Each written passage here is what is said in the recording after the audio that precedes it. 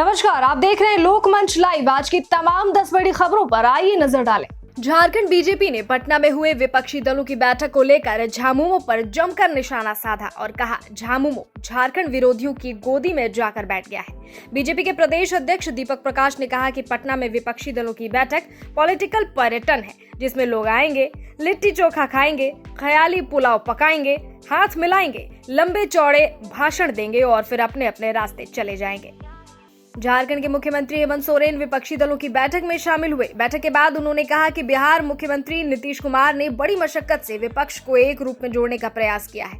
उन्होंने यह भी कहा कि विपक्षी की ये बैठक देश के लिए मील का पत्थर साबित होगी। मुख्यमंत्री ने कहा कि अलग अलग विचारधारा के लोग बैठक में आए, मगर चीजों को ध्यान में रखते हुए वर्तमान परिस्थिति के हिसाब से, लोगों को सहूलियत के हिसाब से चीजों को स्थापित करना है। रामगढ़ के भुरकुंडा थाना अंतर्गत एक पुलिसकर्मी की गोली मारकर हत्या कर दी गई, जिसके बाद लोगों में आक्रोश है। लोगों ने भुरकुंडा थाने का घेराव किया और हत्या में शामिल लोगों को जनता के हवाले करने की मांग करने लगे।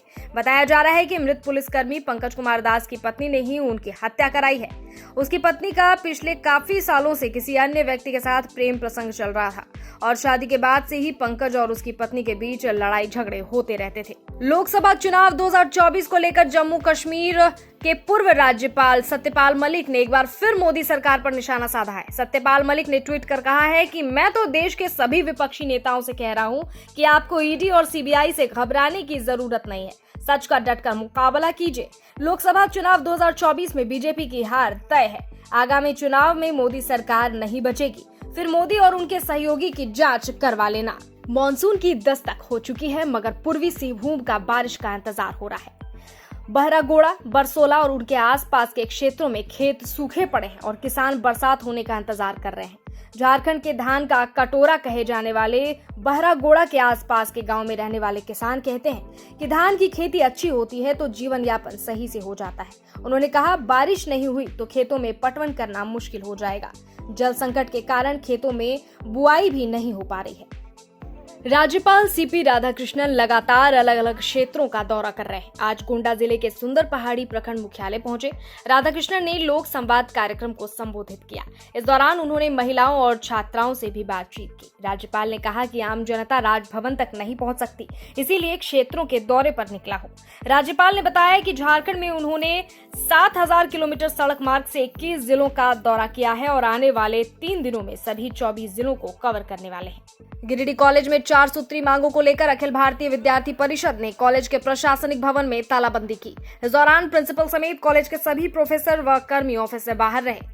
एबीवीपी कार्यकर्ताओं की मांग है कि कॉलेज में इंटर की पढ़ाई को लेकर नामांकन जल्द किया जाए, कॉलेज में शिक्षकों की कमी को दूर किया जाए, नई शिक्षा नीति के तहत पुस्तकों को पुस्तकालय में मंगाया जाए एवं कॉलेज परिसर में पानी की समस्या को जल्द दुरुस्त किया जाए। सरायकेला खरसावा जिले अंतर्गत आदित्यपुर औद्योगिक क्षेत्र स्थित आरएसबी ग्रुप ऑफ कंपनी का विस्तार पुणे के बाद अब मैक्सिको तक किया जाएगा, जिसकी प्रक्रिया प्रारंभ कर दी गई है।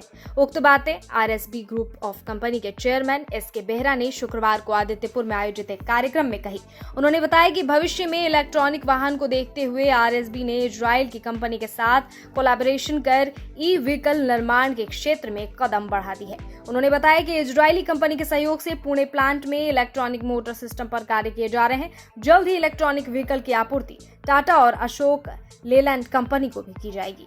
बाघमारा के कतरास छाताबाद में झारखंड मुक्ति मोर्चा बाघमारा कमेटी द्वारा मिलन समारोह का आयोजन किया गया। आयोजन में अजमूल अंसारी का भव्य स्वागत किया गया। सैकड़ों की संख्या में महिला व पुरुष भी इस आयोजन में शामिल हुए। इस कार्यक्रम में अन्य दल छोड़कर दर्जनों युवाओं ने जेएमएम का दामन थामा। सभी को अजमूल अंसारी ने माला पहनाकर पार्टी की सदस्यता ग्रहण करवाई। सभा के संबोधन में अजमूल अंसारी ने बताया कि जरूरतमंदों के लिए सरकार की महत्वाकांक्षी योजनाएं जैसे विधवा पेंशन, वृद्धा पेंशन, आवास योजना को आमजनों तक पहुंचाने के लिए जेएमएम का हर एक कार्यकर्ता प्रयत्नशील है। वहीं आउटसोर्सिंग कंपनी में 75% स्थानीय को नियोजन दिलाना हेमंत सरकार ने घोषणा की है। इसे धरातल पर उतारने की लड़ाई जेएमएम लड़ेगा। बुंडू के लोटेहातू गांव में पक्का नहर निर्माण कार्य का शिलान्यास शुक्रवार को विधायक विकास कुमार मुंडा ने किया। उक्त निर्माण कार्य लघु सिंचाई प्रमंडल खूंटी अंतर्गत जल संसाधन विभाग द्वारा कराया जा रहा है। योजना की प्राकलित राशि लगभग 98 लाख रुपए है। जबकि नहर की कुल लंबाई 870 मीटर है। विधायक विकास कुमार मुंडा ने कहा कि यह कृषि प्रधान क्षेत्र है। सिंचाई व्यवस्था से किसानों को अत्यंत लाभ होगा। सिंचाई व्यवस्था से किसानों को अत्यंत लाभ के साथ साथ कच्चे नहरों में काफी पानी बर्बाद जो हो जाता है। इस कारण क्षेत्र के सभी कच्चे नहरों के पक्कीकरण कराने के प्रति वे प्रयासरत हैं। आज के बुलेटिन में इतना ही। ऐसे ही देखते रहे लोकमंच लाइव।